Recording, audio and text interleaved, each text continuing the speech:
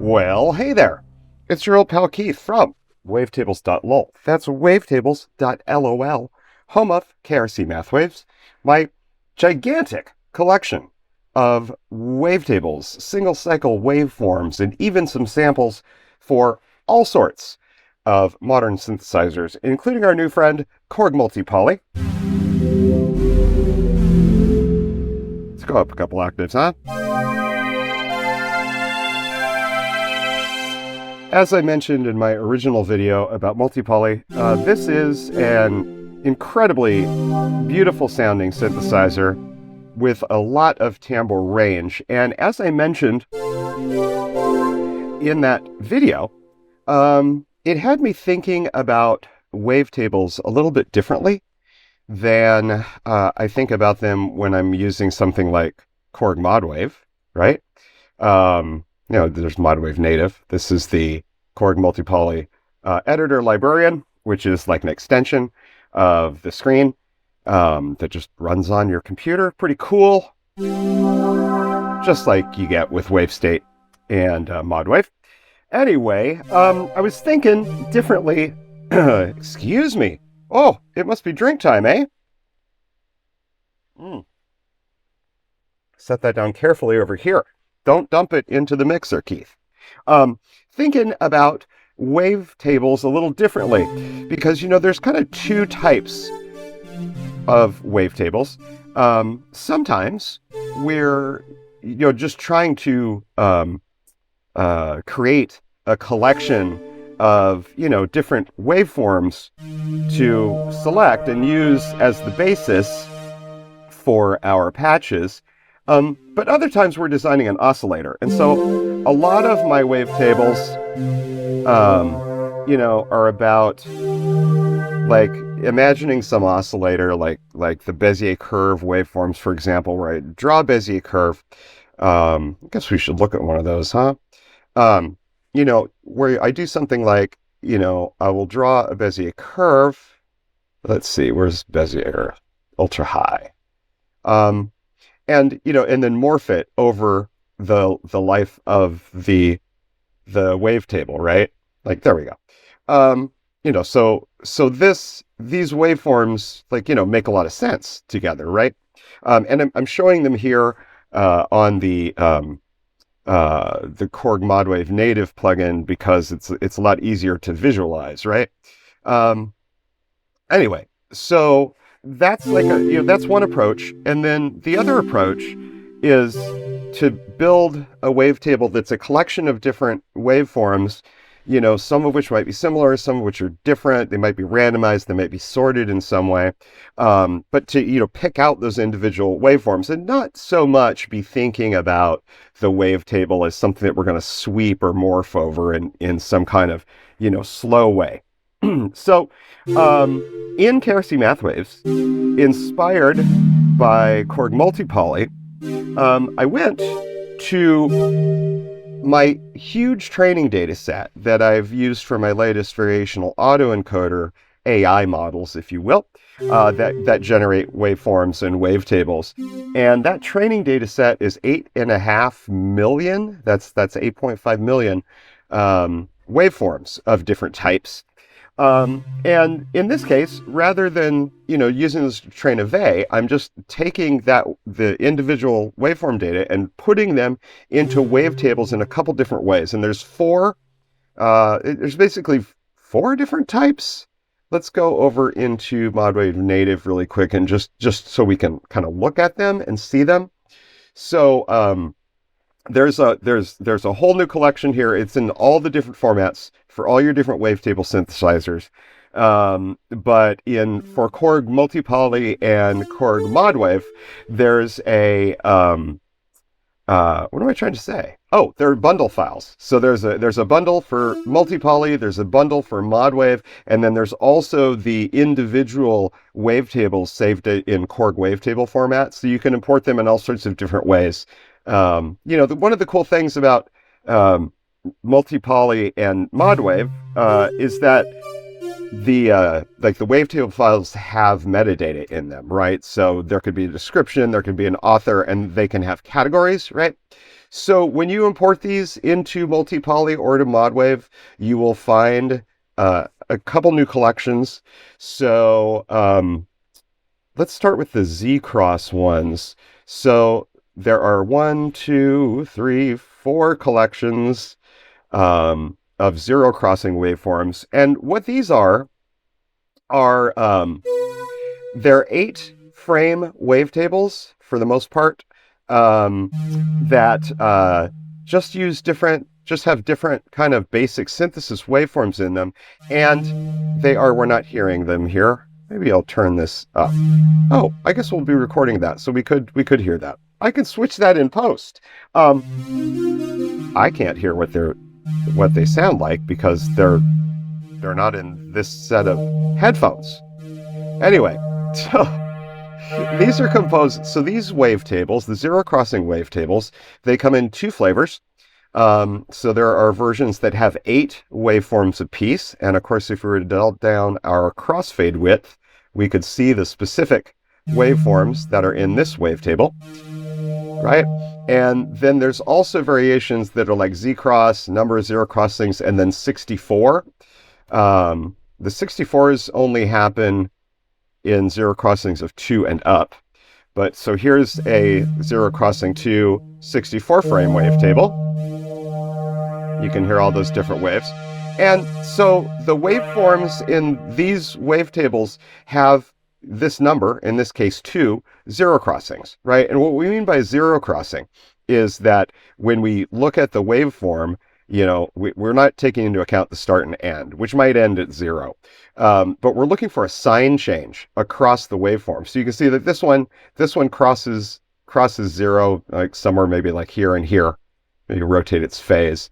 It crosses 0 twice, right? And so what you're going to find in these is like a lot of waveforms that will remind you of the basic subtractive synthesis waveforms. Some of them will be even like the true sawtooth wave, the true square wave, etc. Here's a zero crossing one.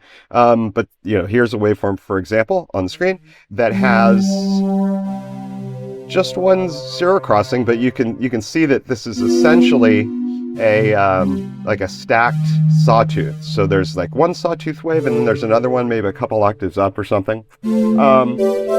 Really cool. So very synthy, all of these waveforms. So that's the basic idea with the zero crossing waveforms, and I did them all the way up to like 19. So for example, you could have, let's see, let's go to one that has like a lot of zero crossings. Let's do ZCross 17. You'll see that these waveforms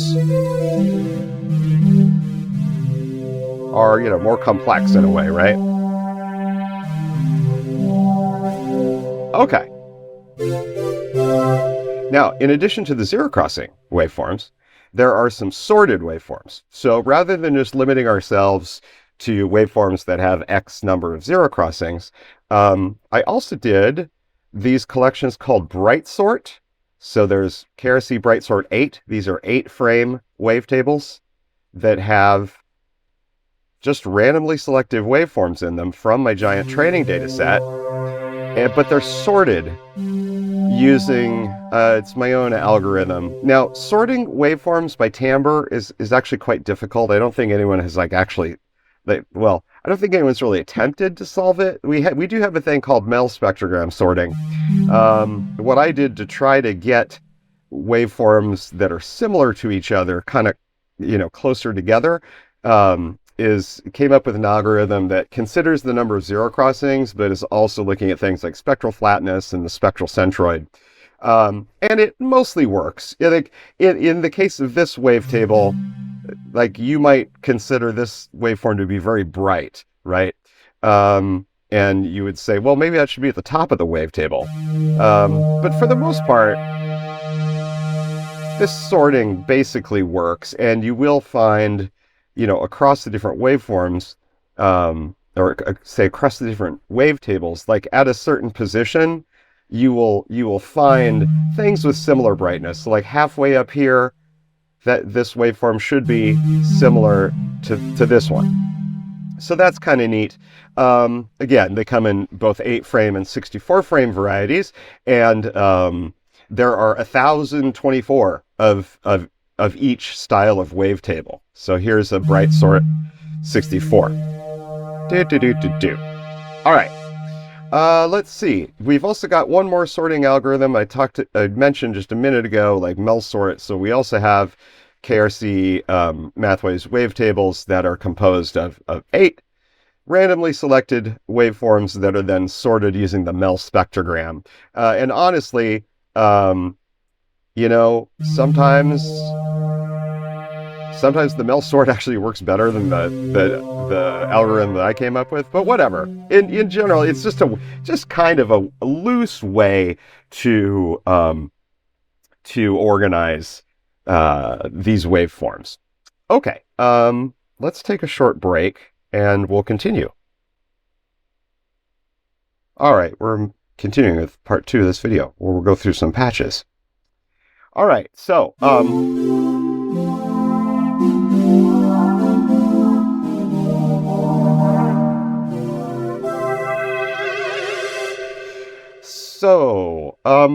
there are, if I didn't mention it before, like 9,000 new waveforms in KRC Mathwaves that are designed for doing the synthy stuff. Many of the waveforms have not appeared before in Mathwaves because there's just a whole bunch of unreleased stuff that's in my training data set. But also, to make the data set that huge, I did things like randomly take 2 waves and do a time linear morph between them to get even more variety, because that's the thing that a machine learning model should learn to do, right? It should learn to understand that, yeah, wavetable synthesis is a thing, you know, and so we give it examples of, you know, dissimilar waveforms that are morphed together.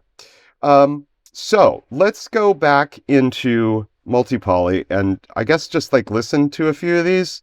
So in this patch, we're just morphing like one wavetable oscillator. And so this is a 0 crossing 2. You can hear there's just a lot of different kind of timbres in there. In the ZCross 1 collections, there's 192, I think, of these wavetables, because what does that look like? Interesting. We would probably want to not sweep these, right? Ideally. You know, sure, it's interesting. But what you can do with these, you can see, like, look at all these, like, variations on, you know, classic synthesizer waveforms, right? What are we morphing position with? Filter B envelope. Let's just turn the intensity to 0. And, whoops. And now, what we can do is we can change our position, and we can just, you know, pick out different waveforms that we want to use in our patch. And you will find situations like this, like, note how if we're smoothly morphing the position here, this waveform actually kind of goes through a DC line, like it's almost a DC line. That's intentional. It's not an error. You know, you can do just kind of weird things. We'll hear one in another patch. But just note that, like, sometimes you might hit a point in the wavetable where it becomes silent-ish, and that's because the wave shapes are changing in this kind of, you know, contrary way. Now, if you did want to, a little modwave tip, I guess. If you do want to pick out the exact modwave, multi-poly, if you want to pick out an exact waveform, you just turn your crossfade width all the way down, and now we're going to snap to those defined frames in the wavetable.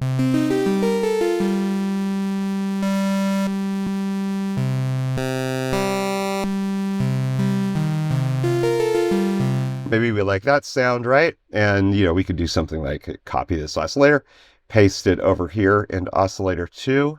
Paste, please. Thank you. Let's see. Let's adjust our tuning. That one's -7. Let's do up 7 cents.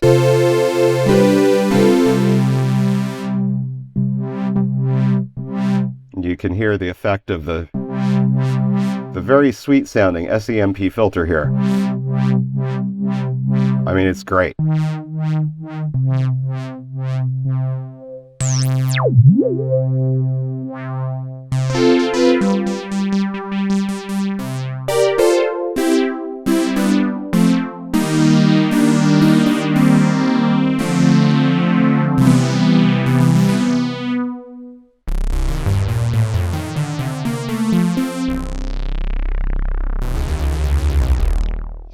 Great sounding, great sounding. Okay, so that's one idea. One idea. That's just like an intro. Just explain the wavetable, right? Okay, fine. Now, I'm just going to go through some of the patches I've made for multi-poly using these new wavetables. I'm just going to go through a few multi-poly patches that I've made using these wavetables, and share some ideas. So another thing you can do, here's a patch that's basically sawtooth.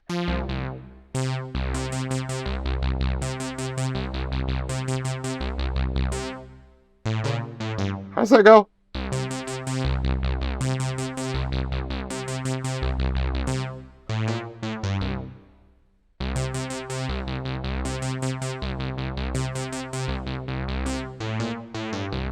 All right. So this is basically just a sawtooth wave, right? But I'm also using, so in OS2 here, I've got one of the classic waveforms, right? So that's the modeled analog waveforms that you have in multi-poly. And so there's a detuned saw, but we'll just listen to it by itself. But to make this sound like a little more juicy, I'm adding in just sort of the kind of the higher end content from this wavetable. So this is one of the Britesort wavetables with eight waveforms in it.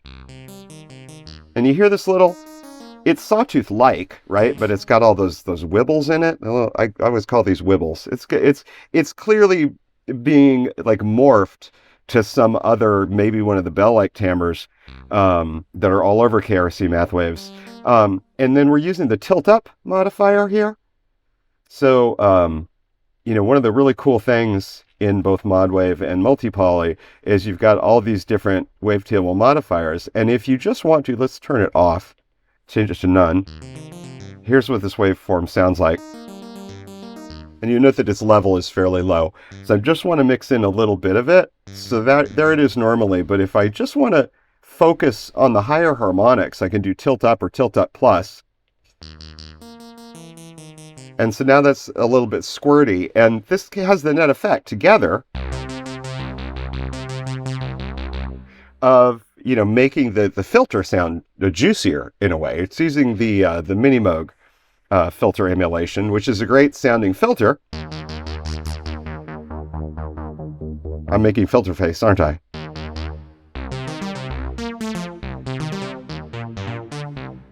But we can make it a little more juicy, maybe a little more Jupiter-y using this technique, like just adding in a little bit of another oscillator to kind of add juice. That's why that patch is called Add Juice. All right, the patch we heard in the intro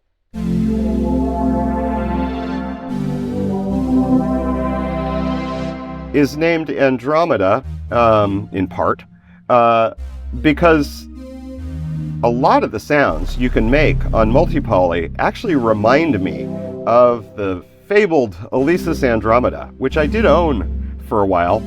I acquired one some years ago, and while it's an impressive synth and it's fun to say that you had one, I didn't find myself using it that much, but it did have a great sound.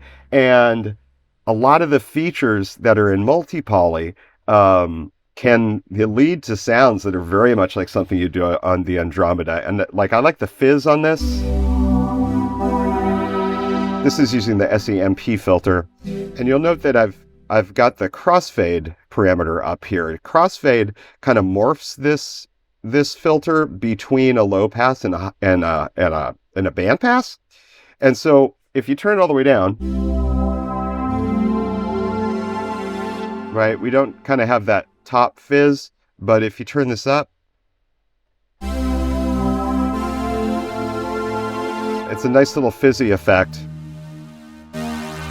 You can add a lot if you want.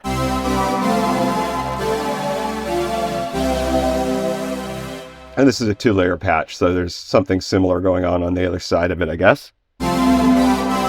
Layer B, you should say, Keith. Layer B.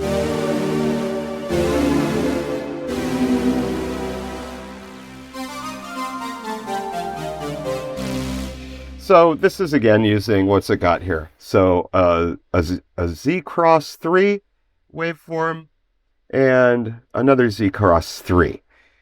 You know, interesting, right? And the original version of this patch, actually maybe I should find that real quick, because I didn't demo this in my original, whoops, where'd it go?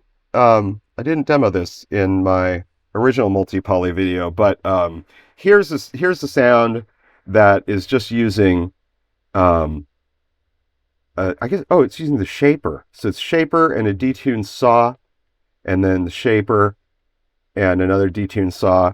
And listen to the growl at the bottom end of this.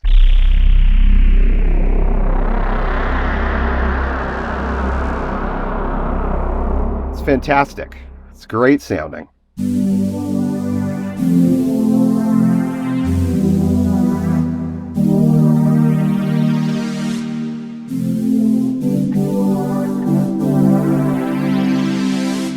The shaper oscillator, by the way, on a multi-poly, which I didn't feature much of in my first video. I'll definitely do a video that concentrates on ideas around the shaper oscillator.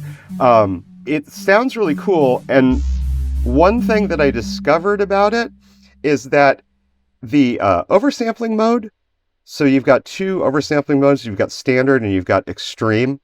The extreme oversampling actually makes a difference. It's one of the only places I can really hear it. It makes a difference with the shaper oscillator. It's a little tip, like if you're doing patch design for the multi-poly, like you're probably not going to hear any difference with the classic waveforms or the wavetable oscillator, but I do find that the extreme oversampling mode does make a difference. Again, it's not like it's superior. It's just different.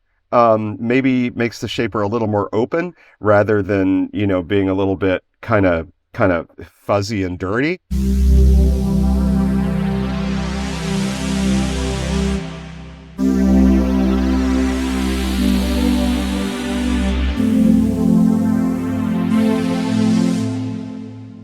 It's very cool. It's very cool. All right. Let's see. Back to our ZCross examples. ZCross and Sort. Let's see. Where were we? So we just did that one. There's, you know, you don't have to do just synthy things. So like this keyboard.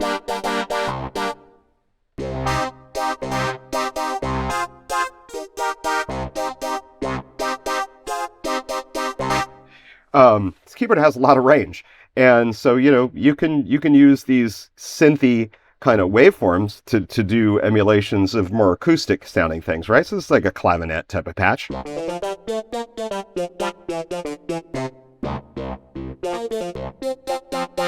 And this is using the modulation effect Vox Wah, which is a big part of this. If we turn it off, so you know, so it's a standard.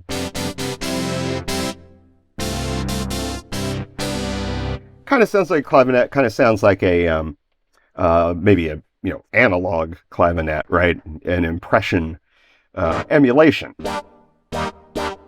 of the classic clav sound. All right, let's see what else we got here. So there's an idea for you. I already talked about this in the Andromeda patch, but I'm using in this patch was called Fizz on Top. You hear that little fizz there? After you hear the horn die away, you hear some fizz.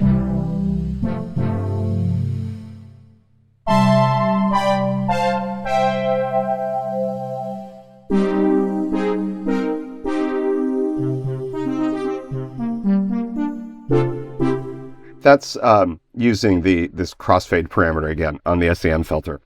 So again, these are more of the low number of zero crossing waveforms. Now, one thing you'll notice is that even though the number of zero crossings might be, low. This waveform doesn't, this only crosses 0 once. There's a lot of little wibbly stuff in there. And I can't wait for the VST version of Multipoly. I hope it comes out pretty soon. Because, like, when you're doing videos like this, the screen resolution is not really enough to show us what this waveform really looks like, right? Like, and we can see that in Modwave native, which is kind of nice. And you can't, right? There's not a view here that lets us see the entire wavetables and kind of see how it's changing. So we kind of have to go a little bit more by ear when we're using Multipoly. But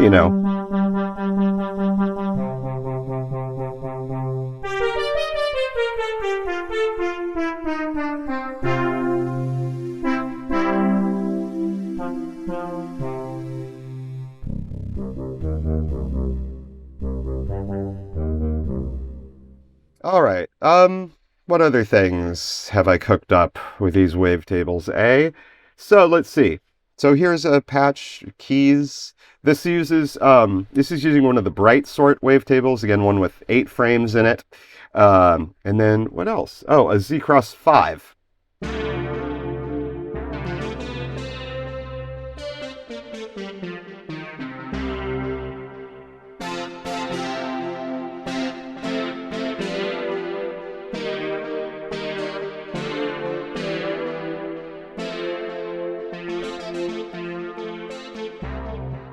Let's go to our next one.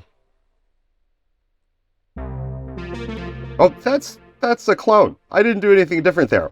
Some of the wavetables in here sound to me like they would sound really great with using the Vintage 8 mode. So here's one where I did that.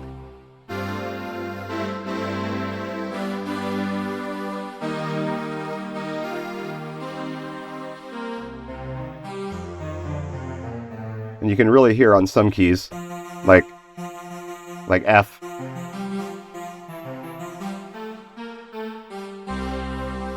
You can really hear the 8-bit crunch.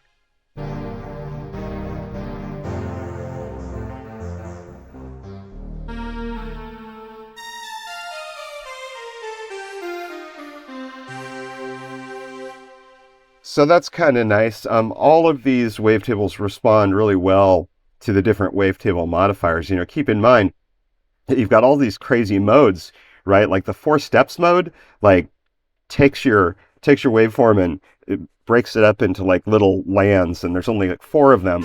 And so these have a completely different sound, right? When you do that.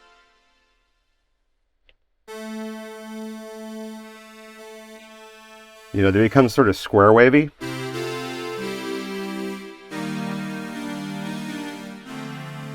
Another thing I had mentioned in my first video that this patch is here to remind me of is that I'd mentioned that in the classic waveforms, there's an invert button, so you can invert the waveform, and you do stuff like I've shown many other times in previous videos, where you can take 2 sawtooth waveforms, invert one of them, right?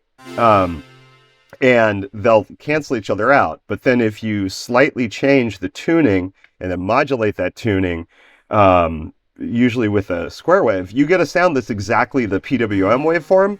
So I was using that idea here. I actually started this patch by using an identical waveform. It's a little bit, oh yeah, no, it's inverted. So there's this waveform here, like, what is it? ZCross 4.8 is the wavetable, position 51.9. And then, yeah, there we got ZCross 4.8, position 51.9. So these are the same waveform. The only difference is that this one, doop, doop, doop, it's inverted. So you can do that effect with any of the waveforms. So this works in the classic waveforms, it works in the digital, the wavetable oscillator, and the waveshaper oscillator. So that's really cool. You don't have phase control in Multipoly because all of the oscillators are free running all the time. So you don't get to control phase like you can in Modwave.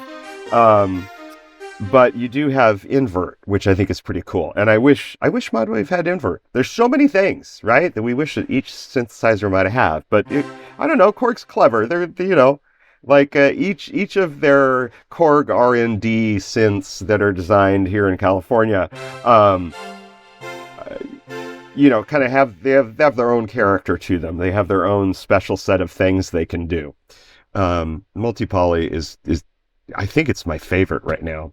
I had mentioned that sometimes you will find wavetables in this collection of ZCross and Sort that you'll see here. We're modulating the position with, what is it? It's oscillator 1. We're modulating it with filter B's LFO. So filter B has this sine wave LFO at a frequency of around 3 or 4 hertz. And you'll see in this wavetable, this waveform morphs between like an upward going and a downward going saw, and so you're getting that cancellation at some points. And I'm just taking that as something interesting to listen to, right? So we kind of have a built-in, not just like a timbre change, but there's also like a tremolo kind of effect. Spit the words out, Keith.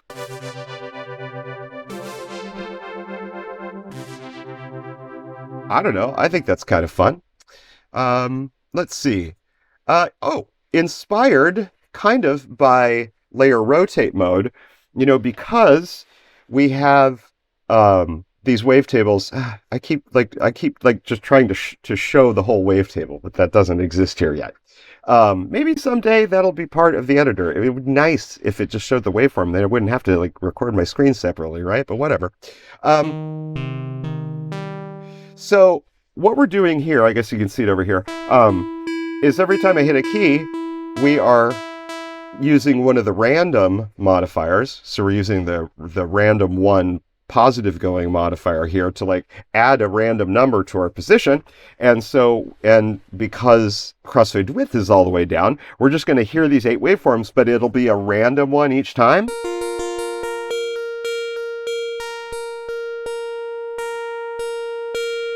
And so you can put that into a more complex patch. That was just a 1 layer, 1 oscillator patch. But let's do variation 2.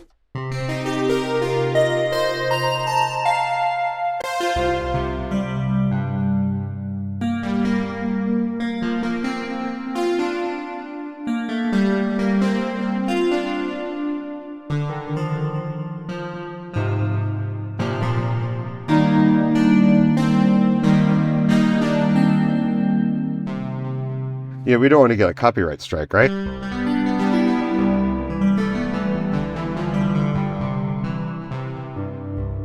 I'm using random pan here. So one thing that's a little bit weird about where pan is, I'm always looking for pan up here kind of near common pitch, but pan is actually in program setup, even though it's a voice level thing rather than a program level thing. I don't know why it's that way. But Korg has they have a handy random modulation that you can just turn on and off. So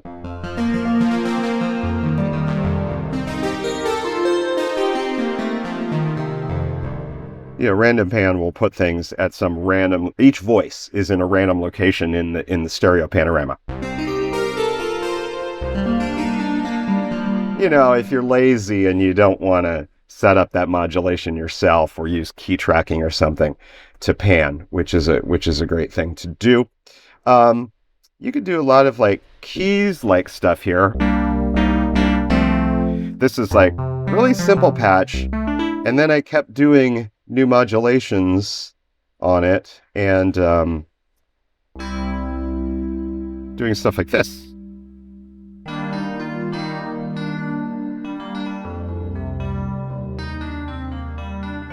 Kind of reminiscent of a DX7 kind of electric piano sound. So there's 2 components to this. There's the body of it.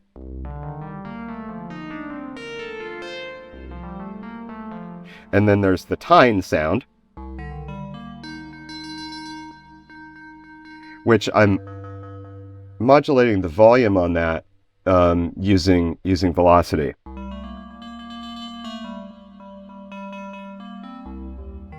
And also you can see that there's some modulation on the position of that. And then together.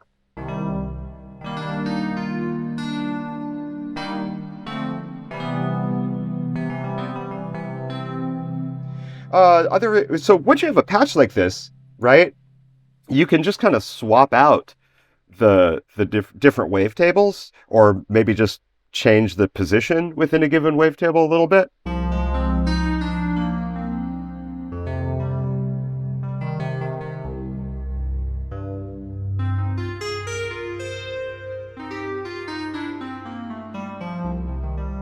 I thought this was a beautiful sound. And then here's that it's the same patch, but I just literally moved to a different waveform.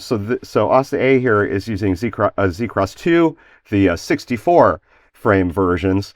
And then what's this one using? Oh, it's using a ZCross 18. So these are all waveforms that have 18 zero crossings. And you can see them when we modulate that position. Anyway, so just taking this and swapping out for a different wavetable. So this is ZCross 2. Yeah, it's the same family, but completely different wavetables. You get a sound like this.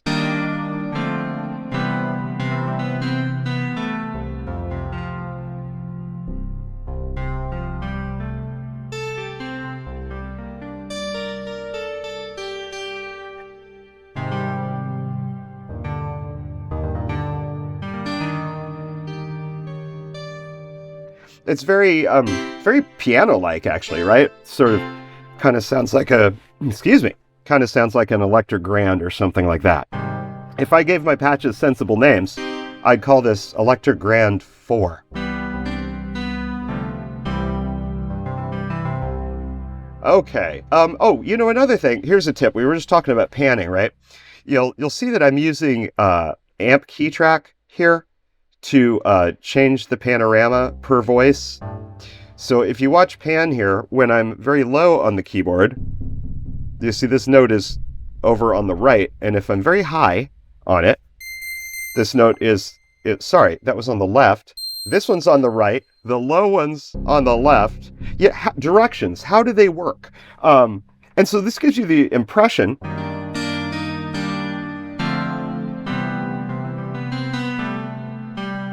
that you're actually sitting at an acoustic instrument, right? It's like sort of, we're listening to it as if it were mic'd from the player's position. I see a lot of people who call themselves sound designers and synthesizer programmers who never do that. It's like, give your stuff some stereo sometimes, eh? Also, give it some velocity modulation on the amplifier, right?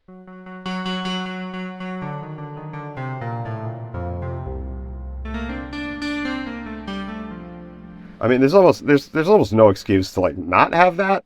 There are certain types of patches like simple primitive synthy sounds that of course would maybe not have velocity modifying the amp, but it's really your sound is so cool that it should always be played at the highest volume. Okay, whatever. Anyway, synth tips. We're doing quick synth tips and tricks. All right, I think I'm going to take a little break, and then we'll come back and do some more talking about multi-poly patches and my zero-cross waveforms. Oh, like and subscribe for more talky synthesizer content, okay? Gosh, we're up over 1,100 subscribers now,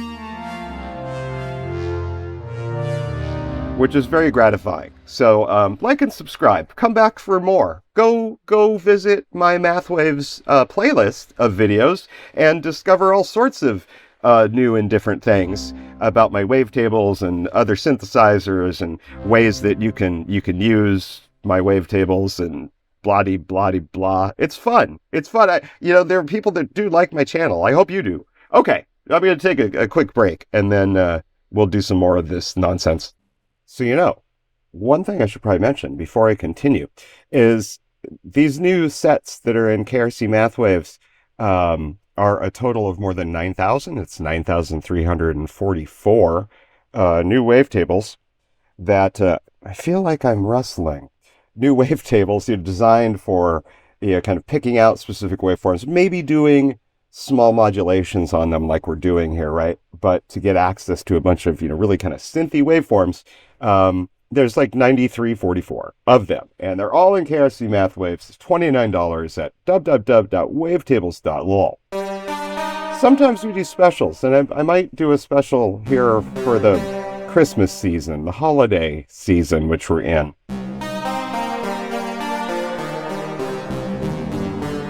And this collection actually in the Korg wavetable or the multi-poly bundle format, and also the MW modwave bundle format, is about 2.2 gigabytes, I think. And so you've got 6 gigabytes of storage space available in the hardware Korg multi-poly.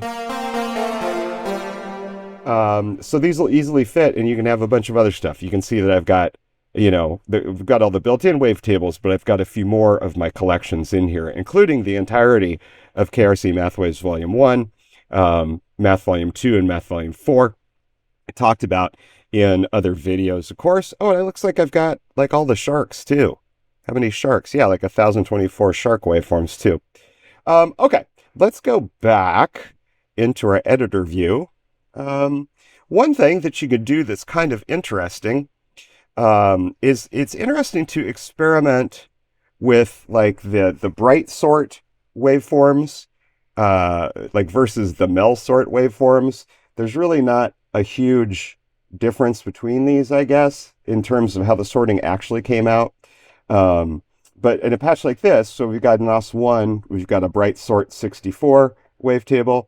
And in OS2, we've got a Melsort 64 wavetable. Again, these are wavetables with 64 frames apiece.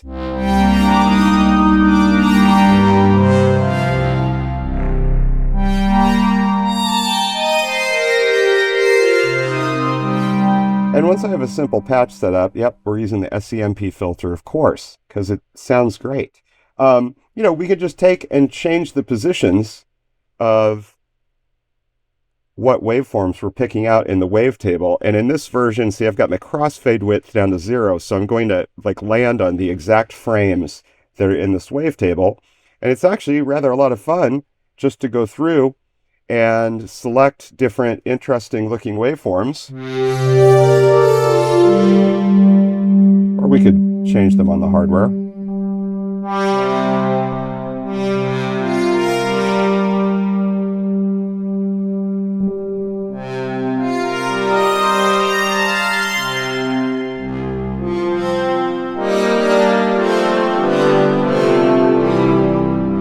Get all sorts of new timbres just by changing our wavetable positions, right? Here's almost a perfect sawtooth wave.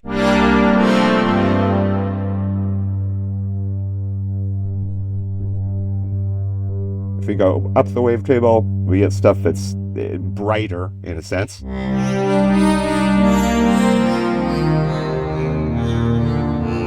So there's all sorts of interesting like hybrid analog digital textures that you could get here. Kind of building on this idea a little bit more, I was having a lot of fun with modulating. Let's click OK, go away.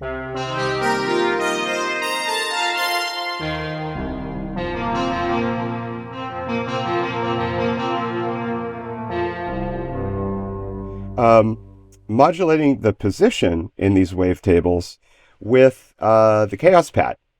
So, we could do things like in OS1, the y-axis of the Kaoss pad, that's up and down.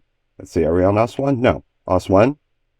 All right, we're modulating the position in oscillator 1, and then in the x direction, you can see here, in oscillator 2, we're modulating it with Kaoss pad x, and you have to say, if your Kaoss pad, well, I guess the Kaoss pad's always bidirectional. I was thinking about the mod knobs for a second.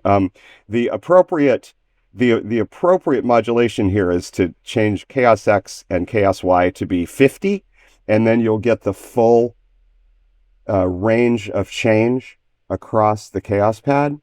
And so in this way, now this is a patch where anywhere that I tap gives me a new basic timbre, right? So I've got this patch set up what are we using here? We're using the M-Poly filter, which is actually really great sounding. And I can just tap on the Kaoss pad to get different types of timbres. And theoretically, down here, I guess I should have this on my screen so you can see the Kaoss. We've got Kaoss physics off, but we have the Kaoss pad in hold position mode. And so now, wherever I select, it holds that position. So I've got this thing I can drag around.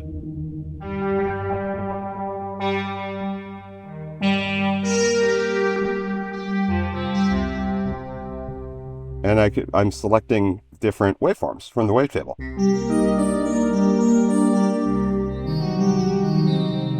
And as I mentioned before, all of these wavetables and waveforms respond really well to, not just the various like wavetable morph parameters, but also to the mod parameters, which like change the character of the waveform. So you'll see, like in this patch, I've got the even only mod, so we're only taking like the even harmonics, as well as the fundamental, by the way. Even is a little bit weird.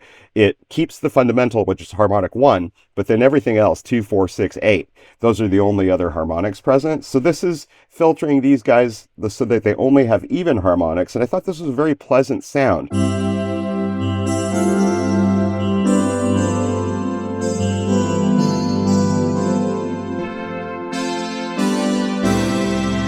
But we don't have to do that. We can, we could select anything else. Like we could do skip each 3 on this guy. Maybe change this one to be odd only. So it's going to be more kind of, that square wave timbre.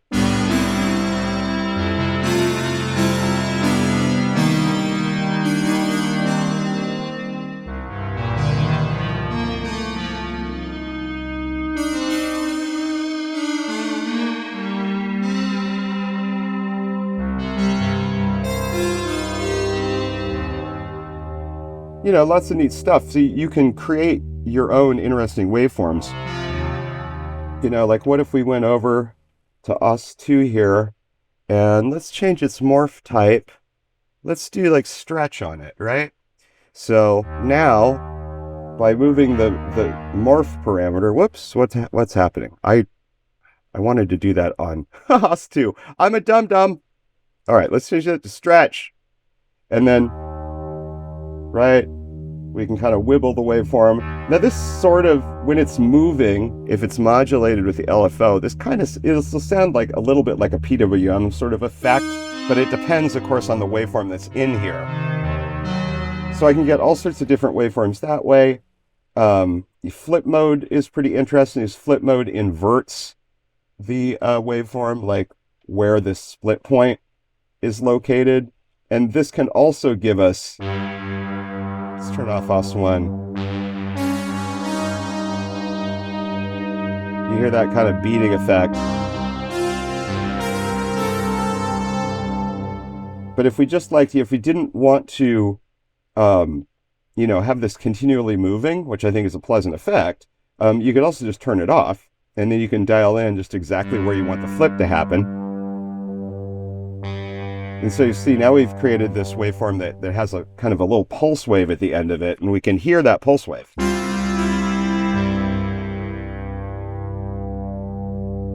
We'll just put the LFO back in a little bit. Now there's some nice subtle motion in this waveform. Bring back in OS1. And then we could tap our pad all day.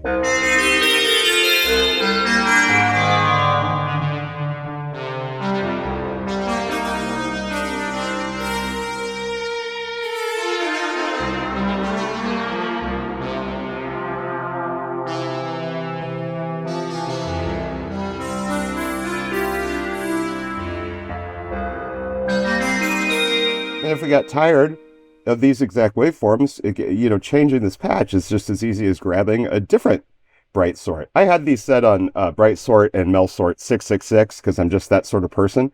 But there's no reason we couldn't use different ones that aren't so satanic. But, it's a thing you can do. Now, I'm tapping in kind of the lower left portion here right now. And so theoretically, since these waveforms are sorted by their quote unquote brightness, we will find like simpler ones kind of towards zero. And so in most cases, what this will do is like this quadrant, this lower quadrant of the Kaoss pad will give us like less bright, less complex waveforms. And then up here in the extreme upper right, these will be a little more complex. But as I mentioned before, this process isn't really perfect, but it's interesting effect.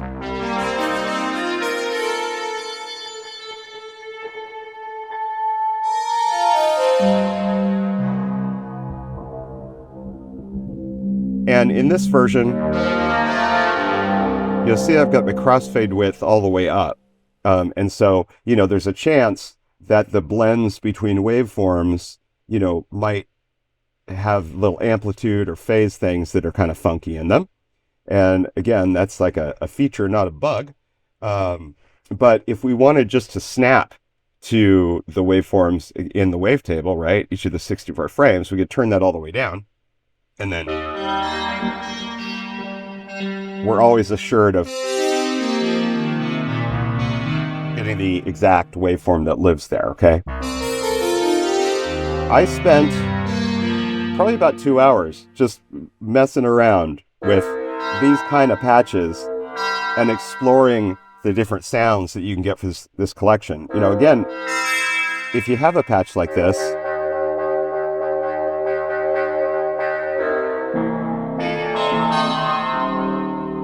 we could just go and select a whole different category of waveform. So like, let's try, do you like how I'm working on the hardware a bit today? I think it keeps losing focus though, my extra camera. We could, select one of the ZCross 1 waveforms, right? Wavetables. Let's do that. Of course, these only have 8 frames. So let's just select one at random.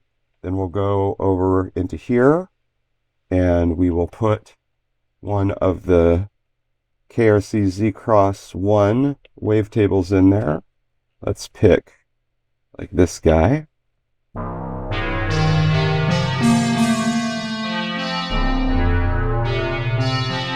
And of course, these waveforms are visually like a lot simpler than a lot of the stuff we were seeing in the Britesort and Melsort 64s, right? So that's, that's why I think, that's why I did this.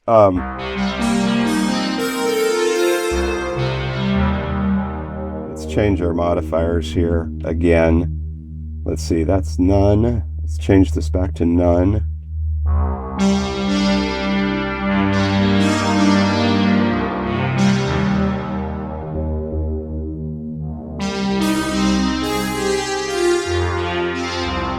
So these are very, well, look, there's like a perfect square.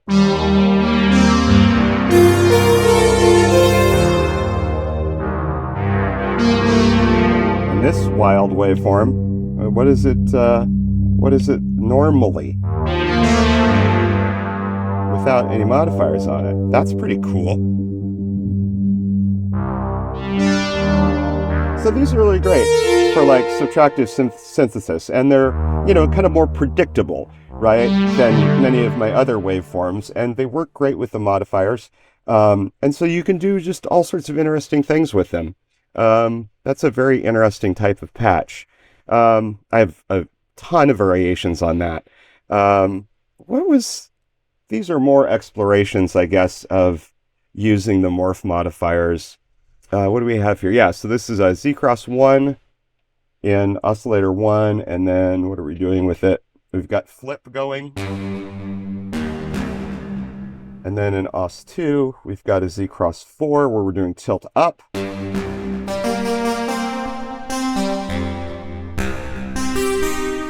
And again in this one, oh, that's cool.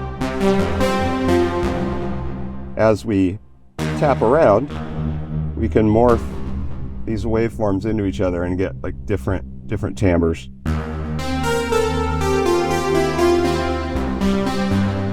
Change our cutoff maybe.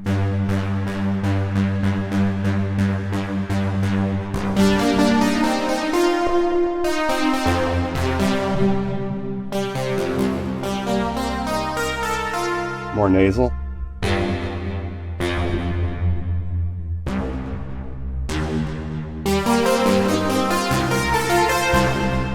Let's see, what happens if we soft clip this guy?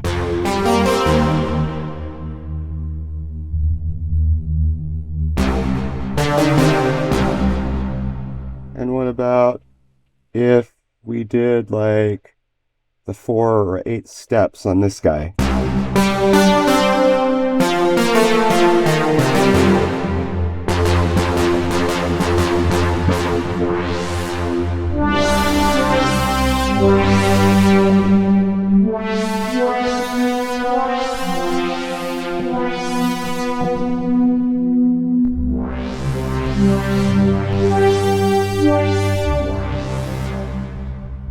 Select some different wavetables.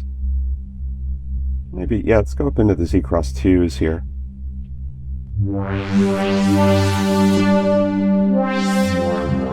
Now a sound like this, right, is rather governed by the filter, right? If our filter is further up and our resonance is further down, we'll hear more timbral differences.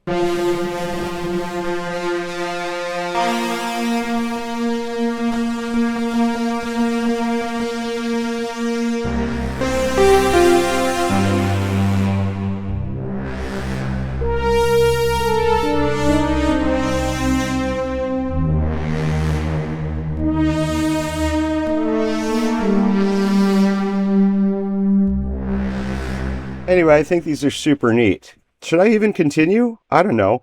I guess it's worth looking at this patch here.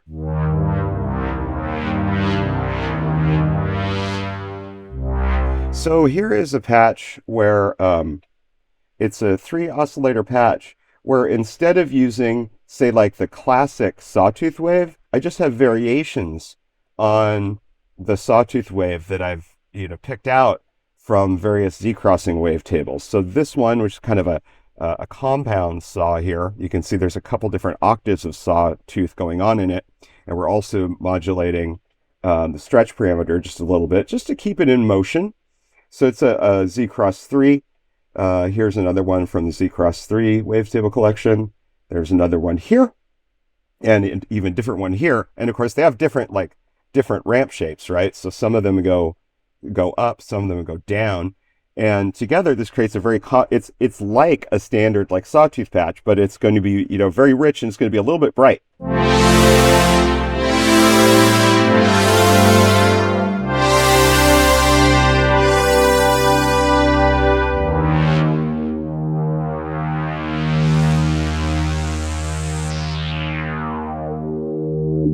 This is the profit filter.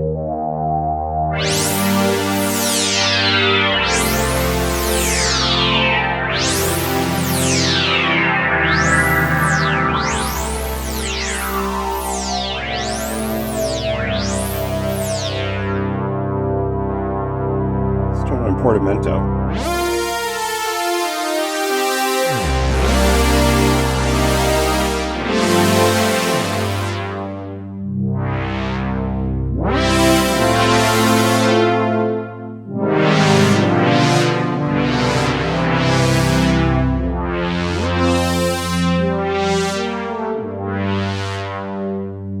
Let's mess around with some of these. Let's find some slightly different sawtoothy waveforms, eh? Or maybe ones that go a little further afield.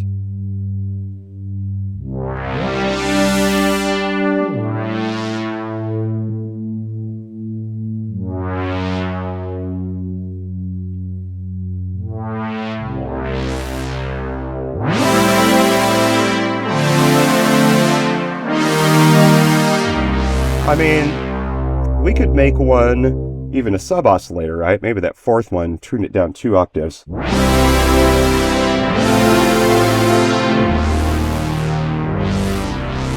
That's pretty cool.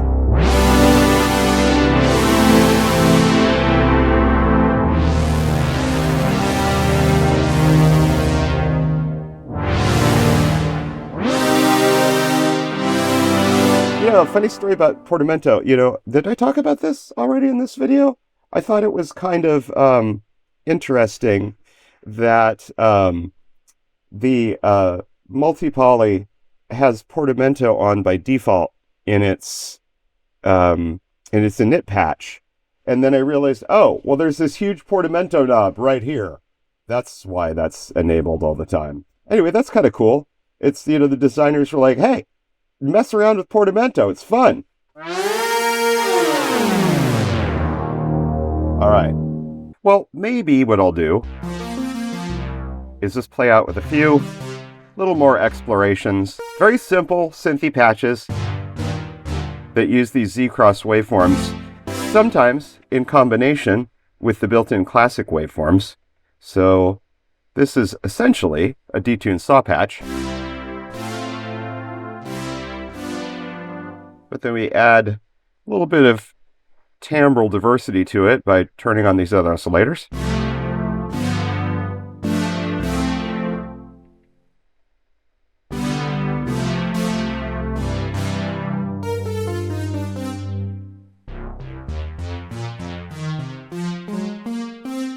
What am I doing with the fat fingers?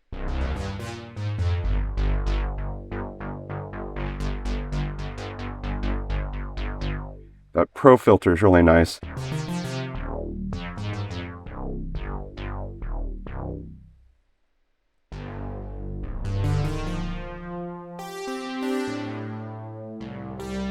The built-in pulse triangle being combined with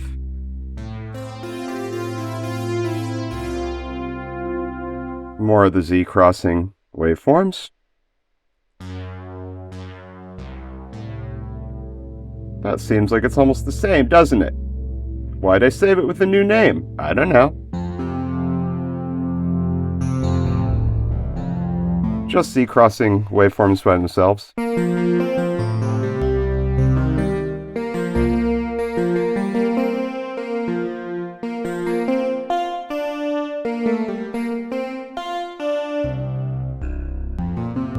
For kind of a neat digital texture, you can see the ringy stuff that's coming in here from this guy as velocity goes up.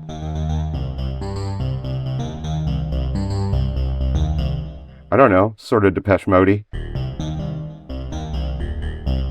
Or maybe early industrial, huh? Let's see. Kind of stringy, piano-y here.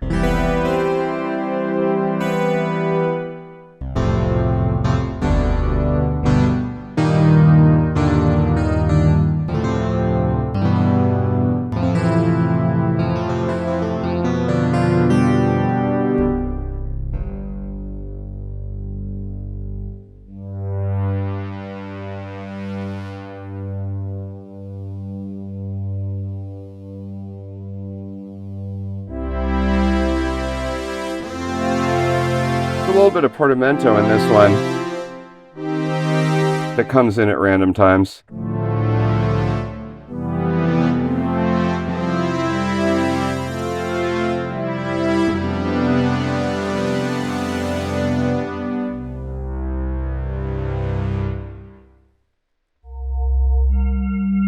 Sort of spoopy.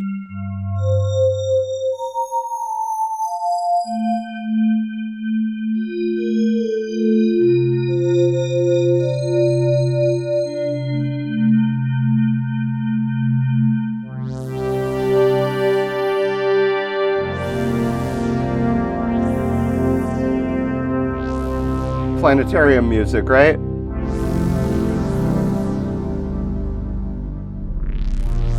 Little undulating sawtooth action.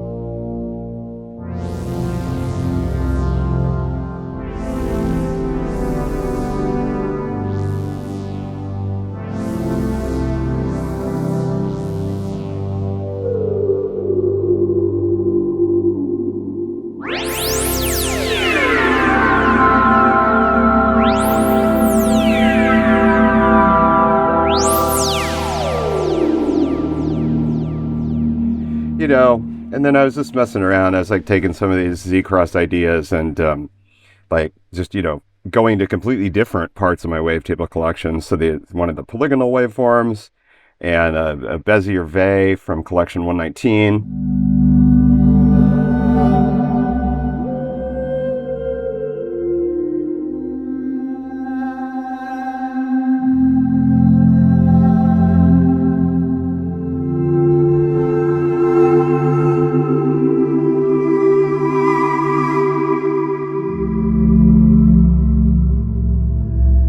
Kind of pretty and weird. I guess that's maybe it for today, kids. Of course, these work great in modwave as well. My previous aborted version of this video does have a part where I actually use these and you hear them in Modwave Native. I'm getting my other headphones untangled. Hold on a second. This should be recording now. We were not in the first part of this video. We weren't recording any of the Modwave stuff.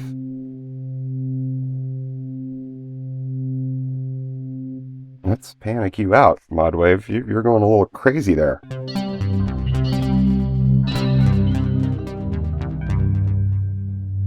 You know, you can do all of the same stuff that we just did with multi-poly, except it's going to have like a slightly different sound. Just because Modwave is a different thing.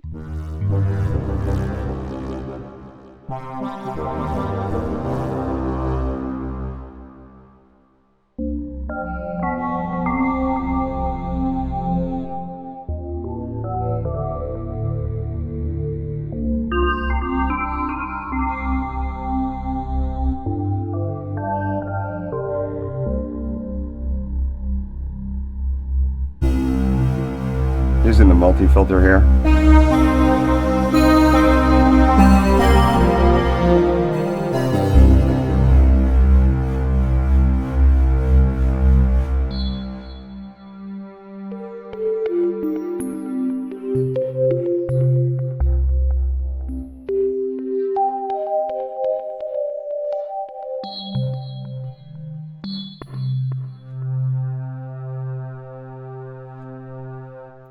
So there you go. Go to wavetables.lol. Get KRC Mathwaves, my gigantic collection of wavetables, single cycle waveforms, and even some samples for all sorts of modern synthesizers.